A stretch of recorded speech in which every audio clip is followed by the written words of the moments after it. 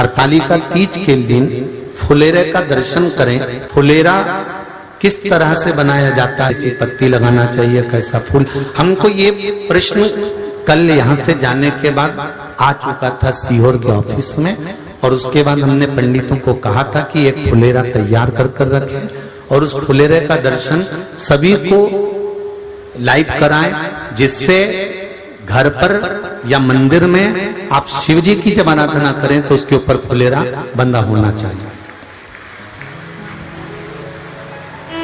जैसे ये शिवलिंग आपने बनाया बालू रेत का, मिट्टी का, जो शिवलिंग का निर्माण करा है, उस शिवलिंग का निर्माण करने के बाद में आपके मध्य में जब आप शिवलिंग बनाते हो घर के अंदर हॉल में या मंदिर में, तो ऊपर कोई कुंडी वगैरह लगी हो, पंखा लगा हो, उस पे से रस्सी बांध कर लेकर आकर इस फुलेरे को इस तरह से शिव जी के ऊपर लटकाया जाता है। इसको फुलेरा कहते हैं। ये भगवान शंकर का अखंड सौभाग्य देने का फुलेरा होता है, जिसको माता पार्वती जी, उमा, कात्यायनी देवियों ने इसका स्मरण किया। एक गोल होता है, गोल, चौकोर, तिरछा, जिस तरह से भी बनाना हो, पर शिव जी के ऊपर नीचे शंकर भगवान होते हैं। ये थोड़ा ऊंचा, जिससे पूजन भी आराम से हो जाए, इसको ऊंचाई की ओर लगाया जाता है, जिससे भगवान, जैसे अपन जलाधारी लगाते हैं उसी तरह से इस फुलेरे को लगाया जाता है।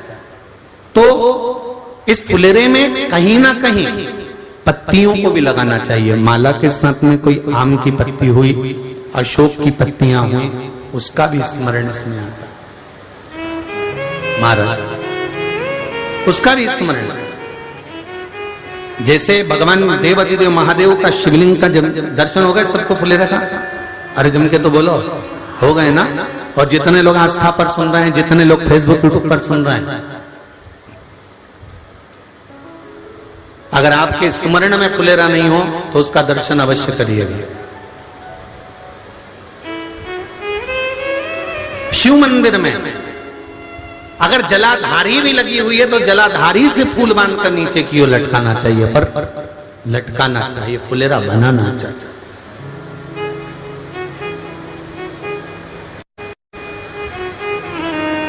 सात फल हैं फुलेरा के। कितने फल हैं? 7। ध्यान दीजिएगा। पहला,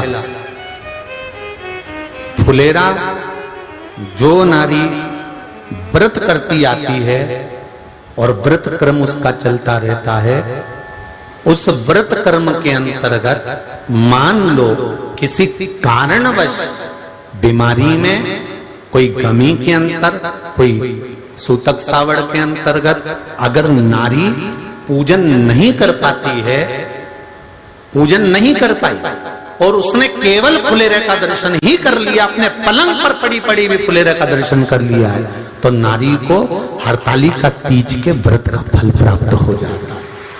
7 फल हैं भगवान शंकर के हरतालिका तीज के फुलेरे का। पहला फल व्रत का मूल। दूसरा, यदि कोई नारी आई और उसके संतान नहीं, 10 साल, 8 साल, 5 साल, 6 साल, 7 साल, 12 साल, 15 साल हो गए, उस फुलेरे का मात्र स्मरण कर कर एक पुष्प भी उसने अगर हल्दी कुंकू का लगाकर उस फुलेरे का टच कर कर भगवान शिव के पावन चरणों में रख दिया है और विनती कर कर गई है, तो अगला फुलेरा वो खुद बनवाती है, उसकी गोदी में संतान आ ही जाता है। अगला फुलेरा वो खुद बनवाएगी, के जाएगी, जी अगली बार फुलेरा मेरी तरफ से बनवा देना, मंदिर में फुलेरा मेरी तरफ से लगवाना, अगली बार जब तुम पूजन करो तो फुलेरा मेरी तरफ से बनवाना। ये फुलेरे का मार्ग। तीसरा,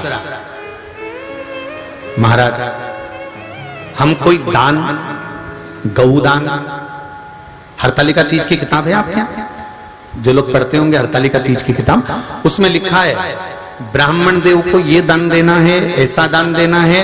अब कोई गरीब है, कोई साधारण है, नहीं है किसी की कैपेसिटी, नहीं दे सकता, तो क्या होता है? तो कहा हम गौदान नहीं कर पाते, हम स्वर्ण दान नहीं कर पाते, हम वस्त्र दान नहीं कर पाते, हम मुद्रा दान नहीं कर पाते, हम अन्न दान नहीं कर पाते, हम ये सारे दान अगर नहीं भी कर पाते हैं तो शिव महापुराण की कथा कहती है तीसरा फल फुलेरे का है कि मात्र फुलेरे का दर्शन स्पर्श कर लेने से सारे दानों का पुण्य फल प्राप्त हो जाता है। यह तीसरा फल फुलेरे।